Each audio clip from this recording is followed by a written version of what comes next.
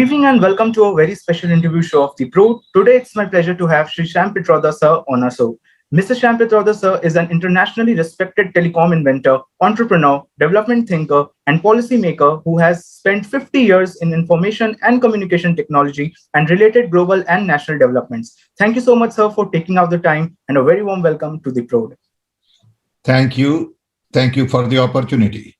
So Shri Sam Petroda sir is here with us to discuss his latest book, Redesigning the World, a global call to action. It is a book that talks about redesigning the world on the foundations of sustainability, inclusion, equality, equity, and justice so that everyone on earth can enjoy peace and prosperity. The link of the book is attached in the description box below, so don't forget to check it out. So, sir, I would like to start by asking that do you think that in this bipolar world, it is possible to think about redesigning the world without looking at it from the point of liberal or conservative, left or right? I think so. I think we have come to a point where we need to dream and dream big. And I'm basically coming from the viewpoint of hyperconnectivity. For the first time in the human history, we are all connected. What does this connectivity really mean? Can we go on using this connectivity to do the same things that we have been doing in the past with focus on geopolitical equation, bipolar world, conflicts, trade, economy, our ideas of democracy, authoritarian government, liberal, conservative, or we go beyond all that narrative and really look at hyperconnectivity to redesign the world, to take humanity to the next level. And that is the idea in the book. It's not about our understanding of all these different ideas today. It is more about focusing on two fundamental issues, planet and people. How do we really improve our planet using hyperconnectivity, which include climate control, pollution, water, forest, animals, rivers, ocean, and then simultaneously look at how do we improve the quality of life for everybody. Today, we live in a world which is basically unequal. There is huge divide between haves and have-nots. Very few people are very rich, and lots of people don't have anything. Even in democracy, we have divided people as opposed to connecting people. So the technology is about connecting, while the mindset is about dividing. So we need to build inclusive world where each and every human being is treated with respect, dignity, and not with division. Today, we tend to divide people based on race, religion, color, caste.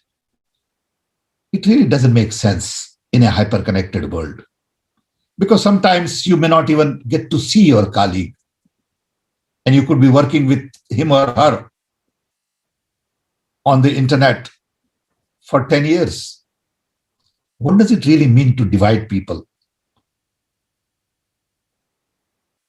On the other end of the screen, when you are working with your colleague, could be a black person, could be a white person, could be female, or could be Dalit. Does it really matter?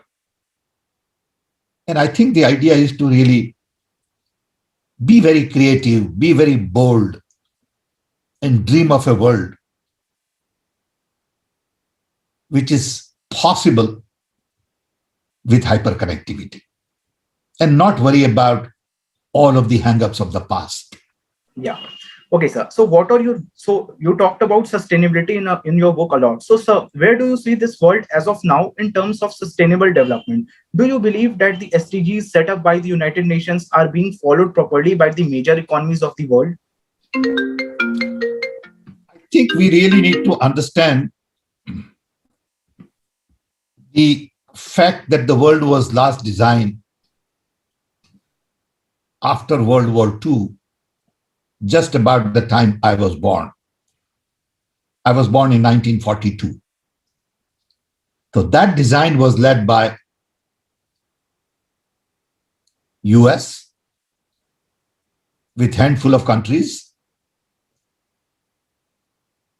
to put new order in place after World War.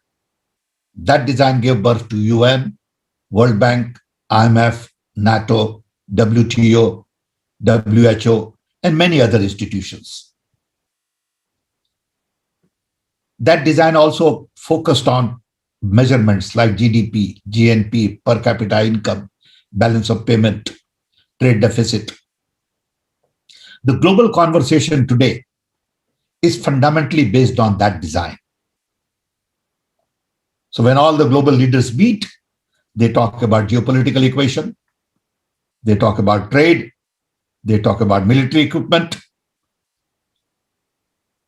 And I believe that design is basically obsolete. That design did serve us well. It created rule-based system. That's a great contribution from the US, and we should be thankful for that. It also avoided major World War III. It lifted millions out of poverty. It democratized technology. But at the same time, it has created inequality. It has not solved the problems of poverty, hunger, environmental blunders. And if you look at that design, you find that 7, according to me, key things happened after the design. 1, the entire world got decolonized. No one ever thought that the whole world will be decolonized in a short span of 25 years. No one ever thought that Soviet Union will fall apart.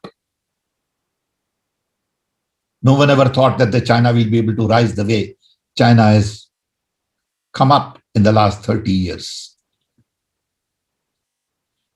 Then technology got democratized. I always give this example that when I came to US in 1964, I had never used telephone in my life. I had never seen a television because technology was focused only for the rich and few in Western world.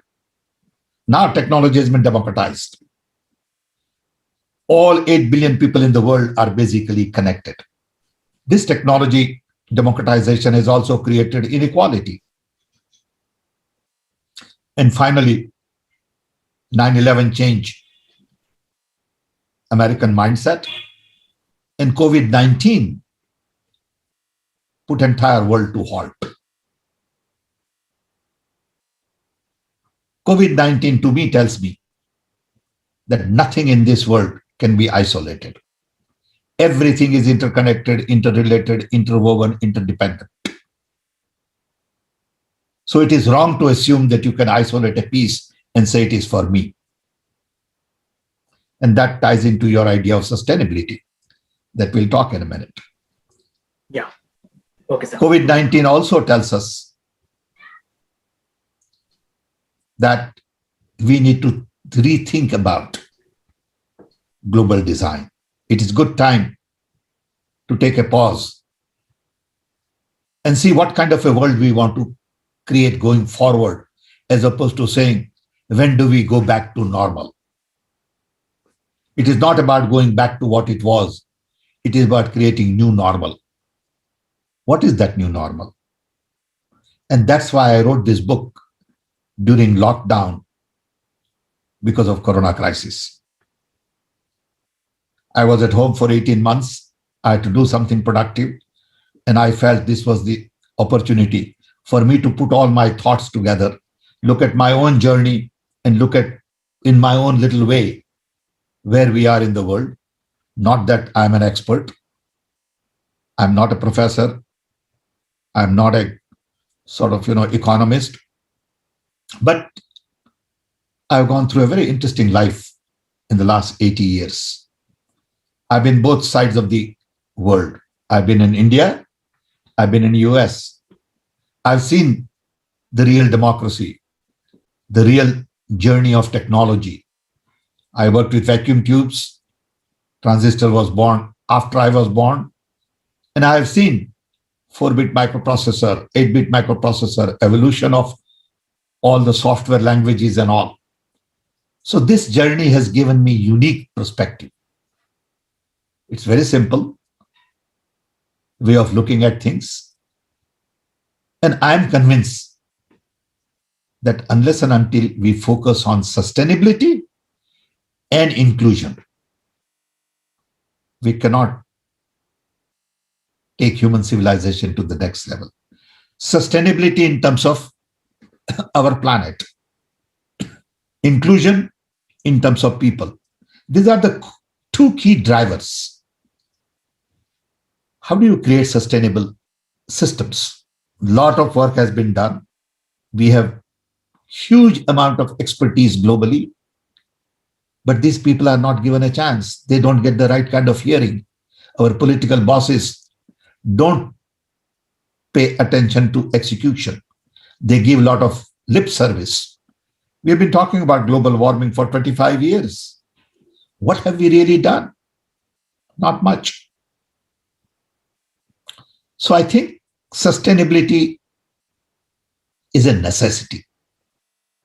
It is not something fancy idea. Gandhiji talked about sustainable development in many different ways, almost 100 years ago.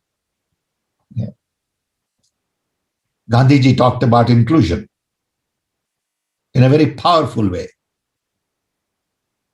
Every one of his actions represented inclusive society, whether it was in terms of Hindu, Muslim, or Harijans. And I think we have forgotten all that, and we have created a world which is predominantly for privileged people. And until that changes, we cannot take humanity to the next level. And that's what this book is about. So what are your views on corporate sustainability, and how is it important in the current scenario? Because there have been a lot of talk on corporates turning into following sustainable models and all. Sustainability means different things to different people. Okay. To me, sustainability has to be the core concept of everything we do. So first, we have to realize that there is some limit to growth. When you look at the amount of mineral and raw material we take from Earth every year, whether it is in the form of iron ore, lithium, copper, magnesium, whatever, we take 3 billion tons of material from Earth every year. 3 billion. How long we can go on doing this? Do we really need that much steel? Earth cannot ultimately support taking 3 billion tons every year of rich soil from Earth. It will have impact on our environment in some way. Maybe 50 years, maybe 100 years. So we must think of circular economy. We must think of conservation and not consumption. See, today, everything is based on the model of consumption, growth. Keep growing, keep consuming. That model has to change. We need to focus on conservation. We need to focus on regenerative economy. Many times I worry when I look at my tomato on my dining room table. I know that that tomato has traveled 1400 miles before getting to my table. Does it really make sense? Why can't I eat local tomato? In the process of globalizing everything, we are killing local capabilities, resources, talent, soil, genetic pool, and environment. Nature has given us this unique diversity. Desert is unique, rainforests are unique, climate creates certain amount of original genetic pool. All of that has to be preserved. Because of our over focus on growth, we are killing plants, birds, bees, fish.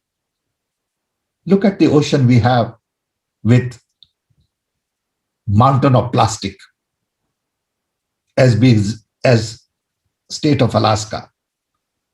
How did we get there? Because we started promoting bottled water. Bottled water idea is very new comparatively. By bottling water, what we have said is the water problem for the rich has been solved. For poor, water problem still remains. And this whole idea of creating bottled water with several billion plastic bottles a year is an environmental challenge. I also give another example where in India, whenever you go to visit somebody, they give you a glass full of water. Hardly anybody drinks it.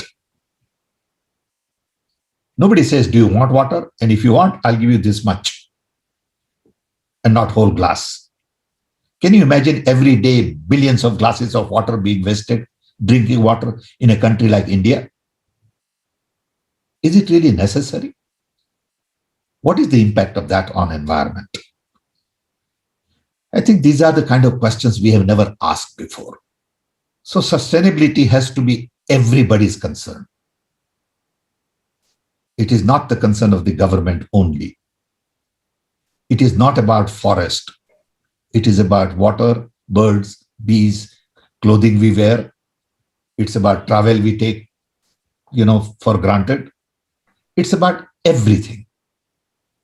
And we haven't really paid enough attention to sustainable ideas.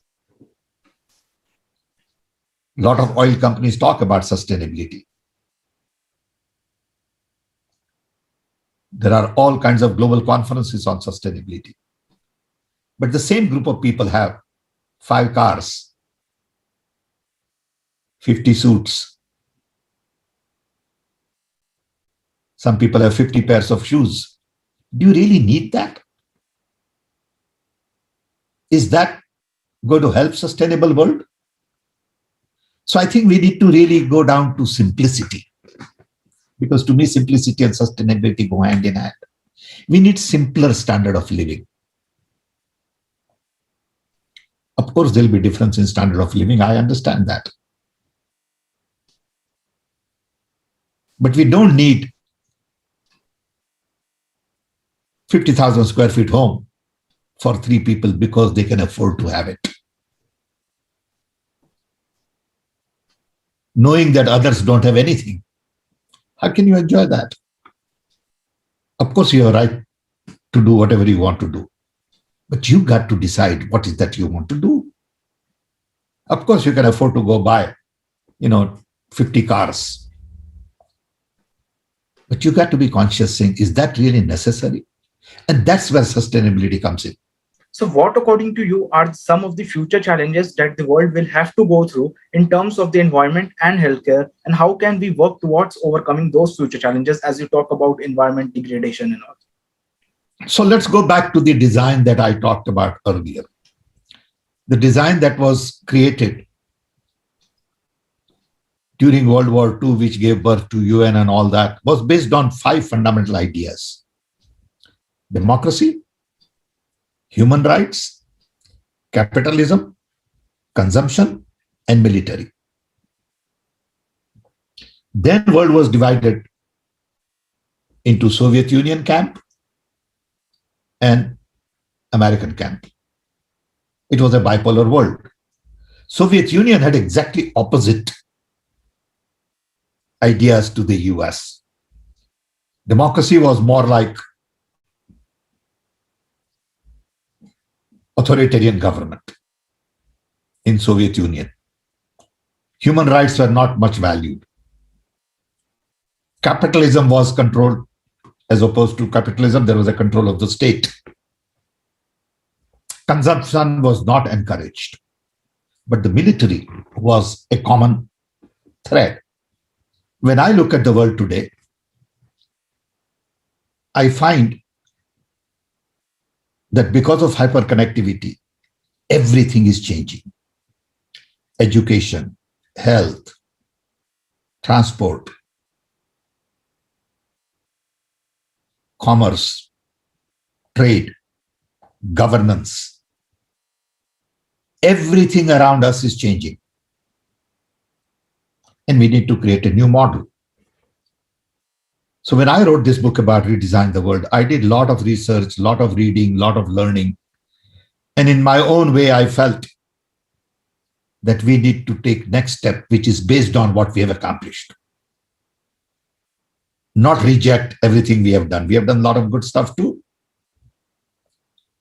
So how do we take democracy to next level so that we create inclusive democracy?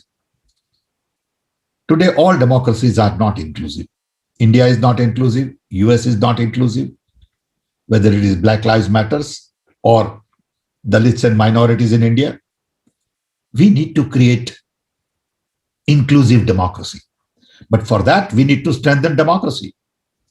We need to build our institutions. We need to provide freedom and autonomy. We need to have justice. We need to allow civil society to flourish. And we need scientific temper. If we build right democracy, then we can build inclusive society. Second, human rights are not good enough. We need to create focus on human needs. Today, we live in an economy of surplus and not economy of scarcity. We can produce anything. We need to decide what is that we want to produce. Unfortunately, we wind up producing for people who can afford to buy and not for people who need it. So we need to create systems where poor people have purchasing power in their hand to be able to buy things. Whether it requires minimum guarantee income or some other work program, but you got to give them money to be able to buy things. And you have to guarantee that we can eliminate hunger in the world. Today, we spend $2 trillion a year on defense, when we know that it requires only $200 billion to eliminate hunger every year. 1/10. I don't know why we don't focus on eliminating hunger. I was in Silicon Valley last month, and this is one of the richest cities of the world, San Francisco, with large number of billionaires coming out of all these great software companies. And you see more and more people homeless, sleeping on the street. Does it really make sense? America, being the richest country in the world, has largest number of people in prison. Unfortunately, in the city of Chicago, where I have lived for 57 years, 500 to 700 young Black children die every year because of gun violence. Why? What's going on? Why can't we fix that? because we are not focused on inclusive world. We are not focused on basic human needs. Third, capitalism is not good enough. It has done well, but it has done very well for very few. We need new economy. We need economy that distributes wealth more equitably. We need to shift systematically wealth from urban to rural areas. How do we do that? There are ways to do it if we think about it and decide to make substantial changes. Then consumption is not the answer. Conservation and sustainability is the answer. And finally, I hope, and this is asking too much, that as human civilization, we have gotten to a point we can sort our differences across the table and don't need nuclear arms to negotiate. Why are we spending $2 trillion a year on defense everywhere? Look at the amount of money we spend on Afghanistan war, Iraq war, Libya war. What's going on? Who are these people who are deciding on these wars and trying to kill innocent people all over the world? Can we all stand up and say, hey, enough is enough? We will not allow military buildup. But people go on building military infrastructure, whether it is China, US, Russia, India, you name it. Somebody will have to say, it is time to focus on non-violence. There is too much violence in this world unnecessarily. And violence begins at home.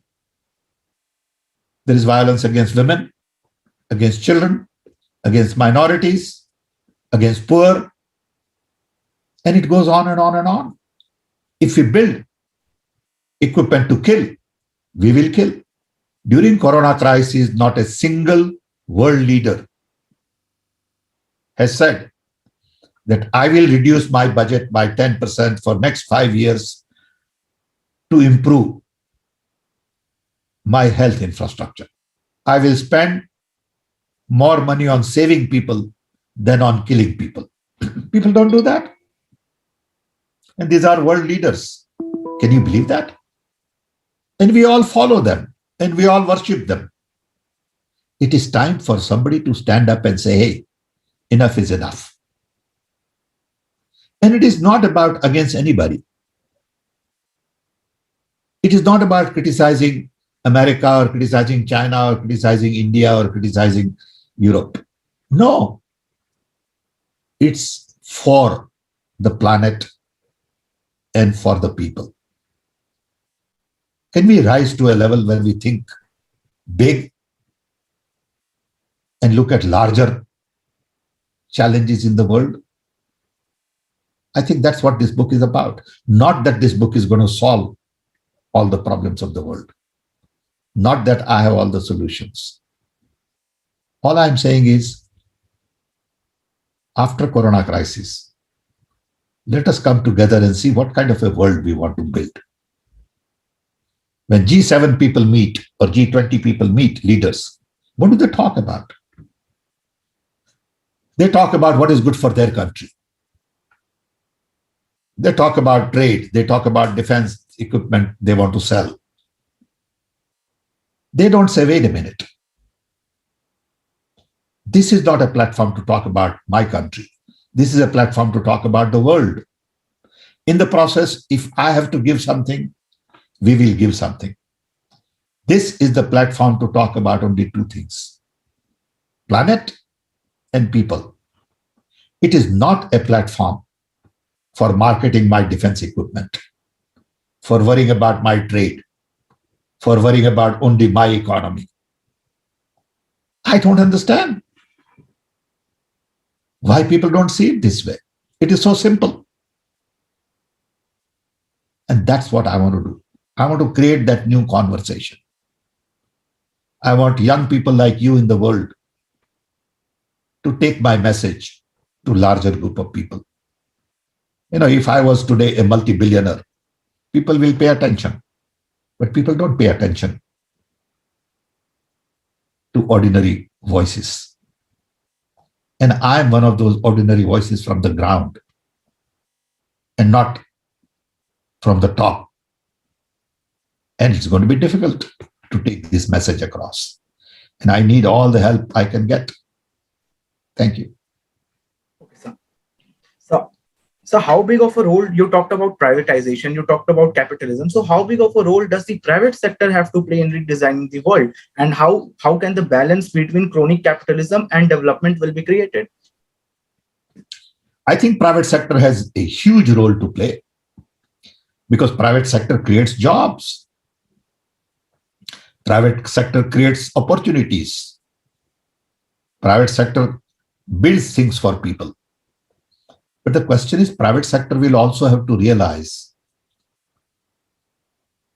that you cannot just focus on profit. It is not about financial gains. Look, America decided to move a lot of jobs to China, mainly because, one, they didn't want to deal with labor, as one of my friends said, and two, they thought they could do it cheaper.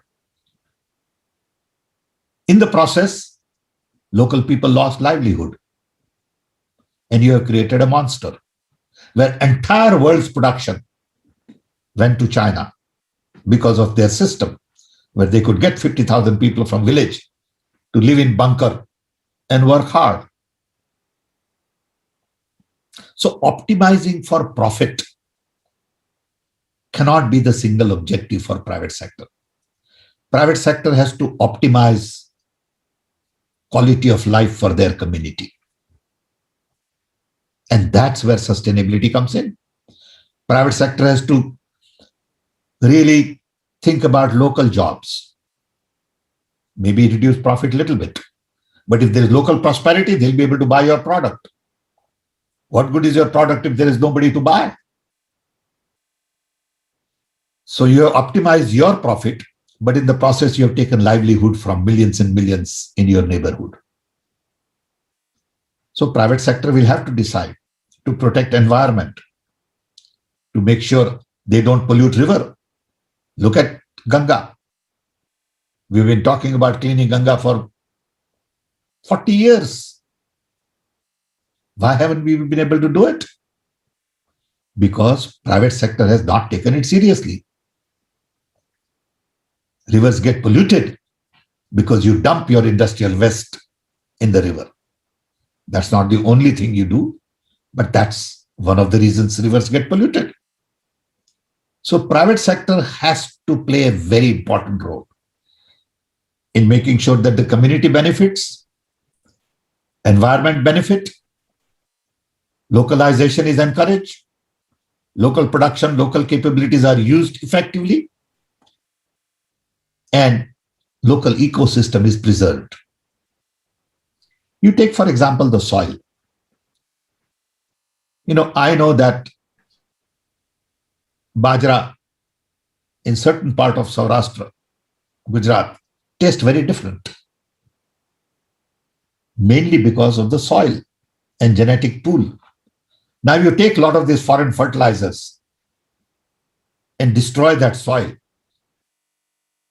just because the production is going to be a little higher. In the process, you are destroying local genetic pool. So these are all the things private sector will have to look at carefully.